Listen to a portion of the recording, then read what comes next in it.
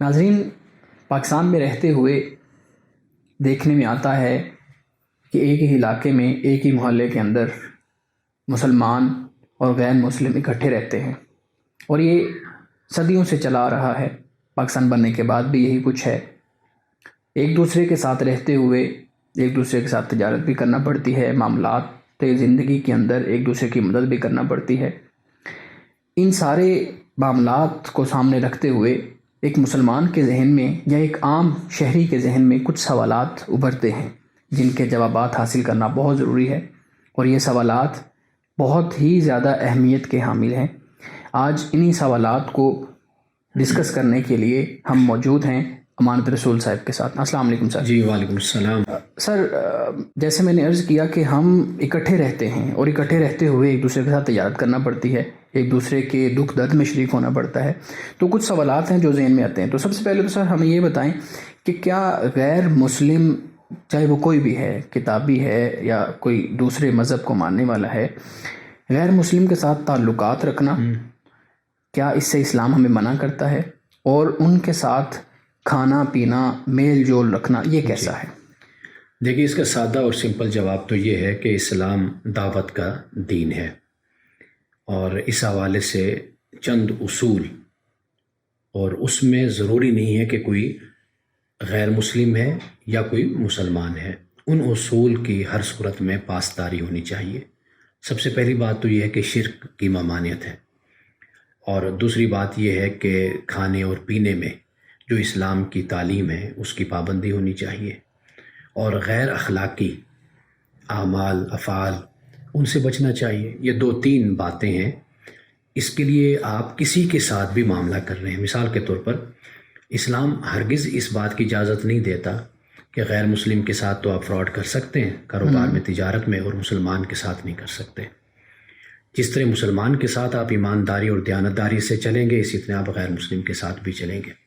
تو اس لیے اگر ہم ان چند احکام کو اپنے ذہن میں رکھ لیں، جیسے شرک کے حوالے سے میں نے بتایا، اور دوسری بات ہی کھانے پینے کا معاملہ ہے، اور تیسری بات اخلاقی حوالے سے، یہ چند باتیں ہیں۔ یہ آپ جہاں بھی ہوں، جس معاشرے میں بھی ہوں، چاہے آپ کے سامنے غیر مسلم ہے یا مسلمان، آپ نے ان کی پابندی ہر صورت میں کرنی ہے۔ ٹھیک ہے، یعنی اسلام ہمیں کسی بھی صورت میں ان کے ساتھ تعلقات رکھنے یا ان کے ساتھ کھانے پینے سے منع نہیں کرتا، جبکہ اسلام کے ہم بنیادی جو اصول ہیں ان کے اوپر عمل کریں تو پابندی ہونی چاہیے۔ بالکل ٹھیک۔ سر، ایک دوسرا سوال جو میرا ہے وہ یہ ہے کہ کیا غیر مسلم افراد کے جو تہوار ہوتے ہیں پاکستان میں رہتے ہوئے وہ سیلیبریٹ کرتے ہیں، ان کے اندر ایک مسلم کا جانا ٹھیک ہے یا نہیں ٹھیک ہے؟ یعنی ان کے تہواروں کے اندر شمولیت اختیار کی جا سکتی ہے یا نہیں کی جا سکتی؟ وہ تہوار مذہبی بھی ہو سکتے ہیں اور غیر مذہبی بھی ہو سکتے ہیں۔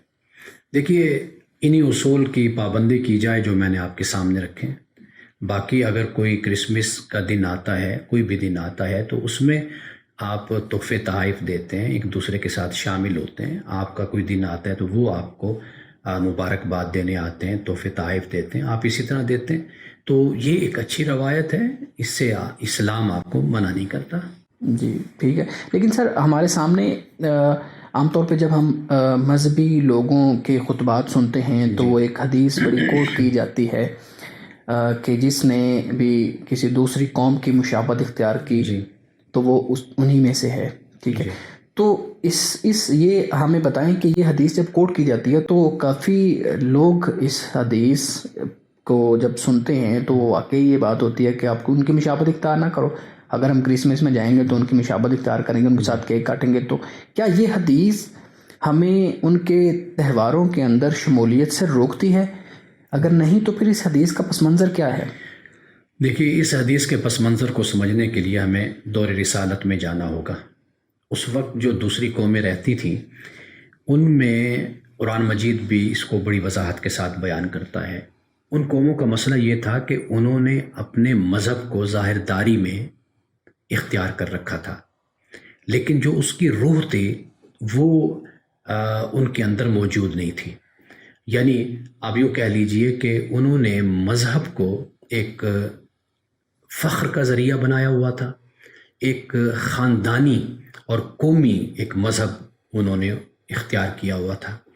یعنی انہوں نے اپنے مذہب کو صرف اس طرح بنایا اور اس طرح اس کی شکل دے رکھی تھی کہ جس سے لوگوں کو معلوم ہو کہ یہ بڑے مذہب والے ہیں، بڑے دیندار ہیں، لیکن اس کی حقیقی روح ان کے اندر نہیں تھی۔ مثال کے طور پر ان کا کردار، ان کا اخلاق، انسانوں کے حقوق العباد کا خیال رکھنا اور اپنے دیگر ذمہ داریوں میں ایمانداری اور تقوی کے ساتھ چلنا، یہ چیز ان کے اندر مفقود ہو چکی تھی۔ رسول اللہ صلی اللہ علیہ وسلم نے جب یہ فرمایا تو در حقیقت یہ اس کا ایک پس منظر ہمارے سامنے آتا ہے۔ یعنی قوم یہود کو آپ دیکھ لیجئے کہ اگر روزے کا وقت یہ کہا گیا کہ اس سے یہاں تک اس کا وقت ہے، انہوں نے اس سے بھی آگے بھوک اور پیاس کو برداشت کرنا اور یہ خیال کرنا کہ اس سے زیادہ ہمیں ثواب حاصل ہوگا، زیادہ اللہ تعالیٰ ہم سے خوش ہوگا، یہ ایک ظاہر داری کا انداز ہو جاتا ہے۔ تو رسول اللہ صلی اللہ علیہ وسلم نے جب یہ فرمایا کہ دوسری قوموں کی تشبیہ یا مشابہت اختیار نہیں کرنی، تو اس سے اشارہ در حقیقت اس بات کی طرف ہے کہ دین صرف یہ نہیں ہے کہ بھئی آپ اپنے آپ کو ظاہراً آپ دکھاتے ہیں کہ آپ ایک مسلم ہیں، مومن ہیں، بلکہ دین در حقیقت آپ سے یہ تقاضا کرتا ہے کہ آپ اپنے دل کو، اپنے باطن کو اور اپنے اندر کو بدلو اور دین کی اصل روح تک اترنے کی اور پہنچنے کی کوشش کرو۔ صحیح سر، اسی تناظر میں ایک اور جو چیز میرے ذہن میں آ رہی ہے کہ جب ان کے تہواروں میں جانے کی بات کی جاتی ہے یا ان سے میل جول رکھا جاتا ہے نا، جیسے دوستی، ہم اکثر کہتے ہیں کہ یہ میرا دوست ہے، کوئی بھی غیر مسلم ہندو ہے یا سکھ ہے یا عیسائی ہے، تو پھر وہ قرآن کریم کی ایک آیت کوٹ کی جاتی ہے کہ یہود و نصارہ کو اپنا دوست نہ بناؤ یا نہ دوست نہ سمجھو۔ تو اس آیت کے تناظر میں کیا یہ آیت ہمیں منع کر رہی ہے کہ آپ ان کے ساتھ معاشرتی طور پہ جو تعلقات ہیں وہ ختم کر دیں؟ دیکھیے، جب یہ آیات اتری تھی تو اس وقت ایسی صورتحال تھی، ٹھیک ہے، اور قرآن پاک میں جہاں جہاں یہ بات بیان کی گئی ان تمام آیات کو جمع کیا جائے نا، پھر دیکھا جائے۔ مثال کے طور پر ایک مقام پہ یہ فرمایا کہ لا تتخذوا الذین اتخذوا دینکم ہزوا ولعبا، صحیح، کہ ان لوگوں کو دوست مت بناؤ کہ جو تمہارے دین کو کھیل تماشا بناتے ہیں، اس کا مذاق اڑاتے ہیں تمہارے دین کا، تو ان کو دوست نہیں بنانا۔ ایک یہ بات۔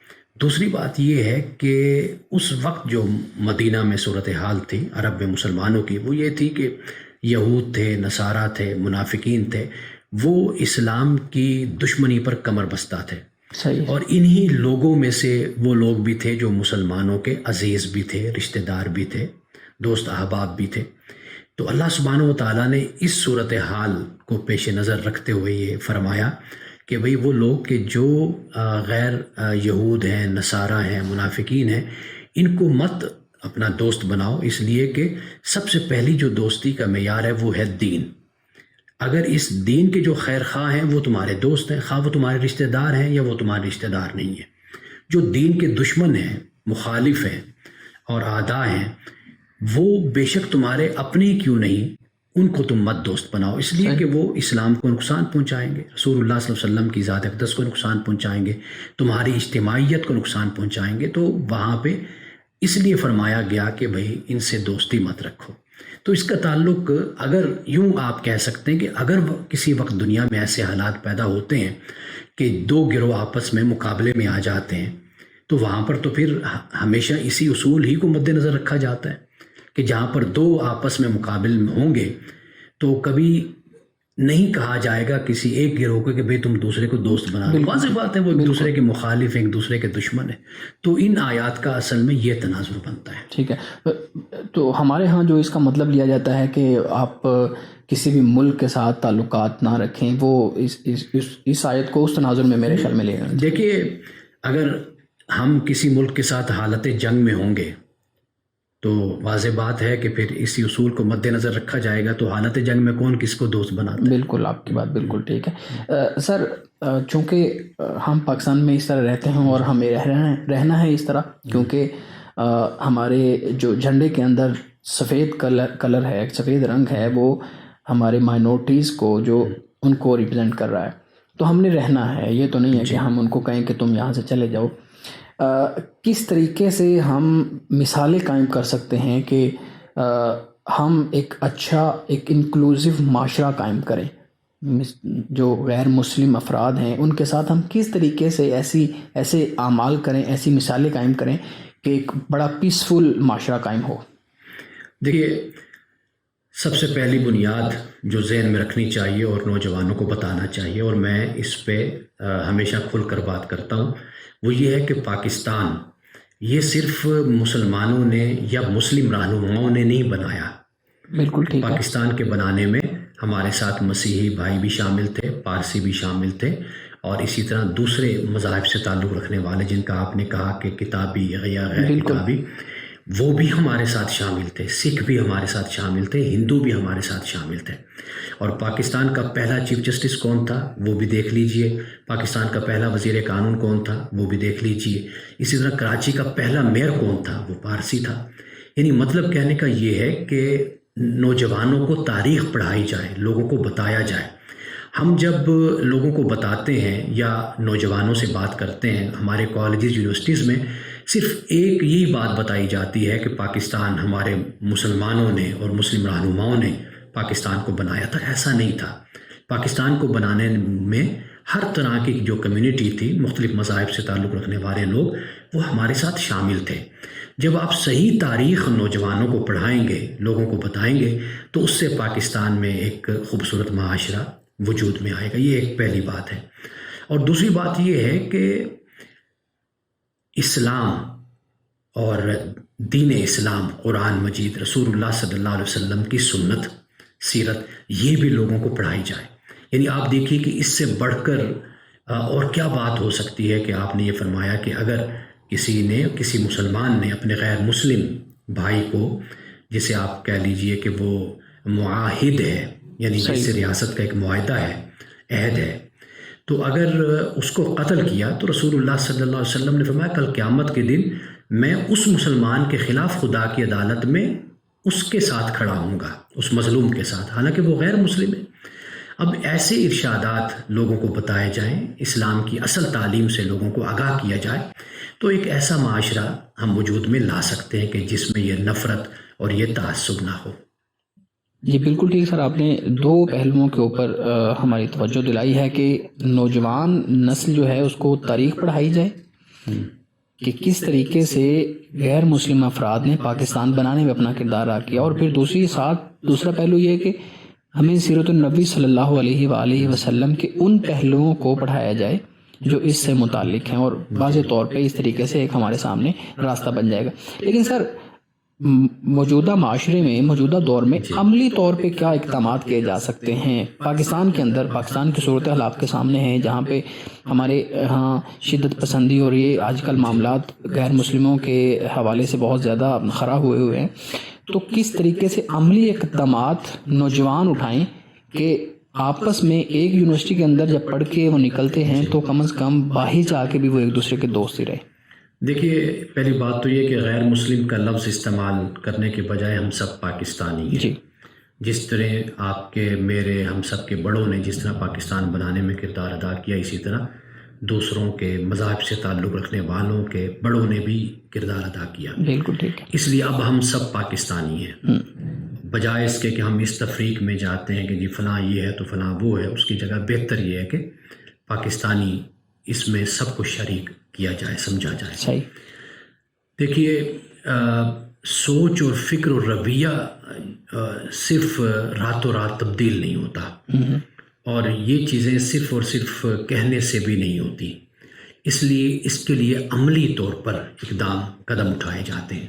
یعنی مثال کے طور پر آپ دیکھیے کہ یونیورسٹیز، وہاں پہ اگر ماحول ایسا بنایا جائے، اور خاص طور پر انتظامیہ کی طرف سے، تو اس کے تحت جو وہاں پر تعلیم لینے والے نوجوان ہوتے ہیں ان کے رویوں میں خود بخود تبدیلی آتی ہے۔ اسی طرح گھر کا ماحول ہوتا ہے۔ اگر آپ گھر میں آنے والے جو لوگ ہیں، کام کرنے والے ہیں، آپ کے ساتھ شامل ہیں، اگر آپ ان کو مذہب کی بنیاد پر تقسیم کرتے ہیں، کسی سے قربت اور کسی سے دوری اختیار کرتے ہیں، تو اس سے بھی بچوں کا رویہ واضح طور پر تبدیل ہوتا ہے۔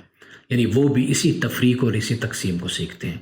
تو اس لیے گھر سے اس بات کا آغاز ہونا چاہیے، اور پھر جب تعلیمی اداروں میں جاتے ہیں تو وہاں پر بھی صرف پاکستانیت کی بات ہونی چاہیے کہ ہم پاکستانی ہیں۔ اس سے زیادہ تقسیم میں جب ہم جائیں گے تو پھر وہی صورتحال پیدا ہوتی ہے جو پاکستان میں ہوتی ہے۔ اور آخری بات، اس میں سب سے بڑا کردار اسٹیٹ کا ہوتا ہے۔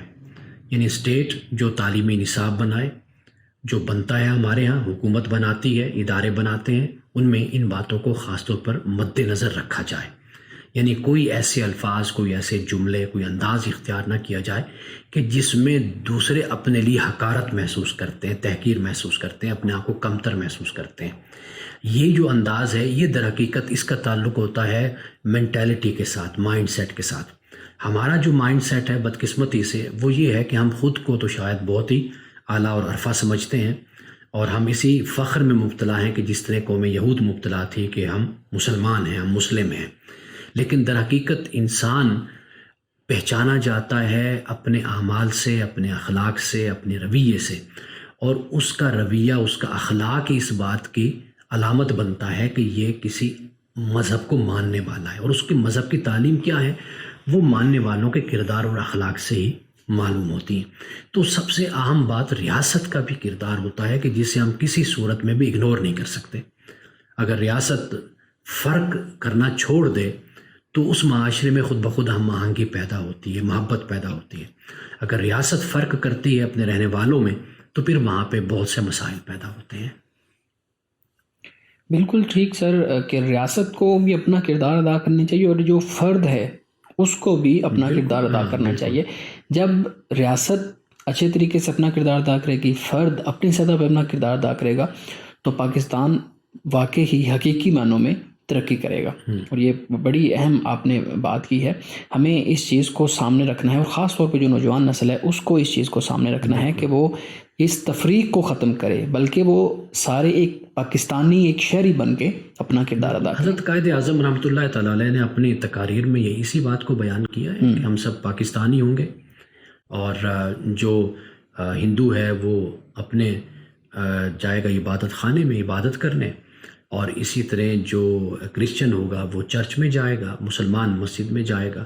لیکن نتیجہ آخر میں یہی ہے کہ ہم سب پاکستانی. بالکل، یہ ان دائروں سے ہٹ کے ہم پاکستانی ہو کے سوچے تو پھر انشاءاللہ پاکستان ترقی کرے گا.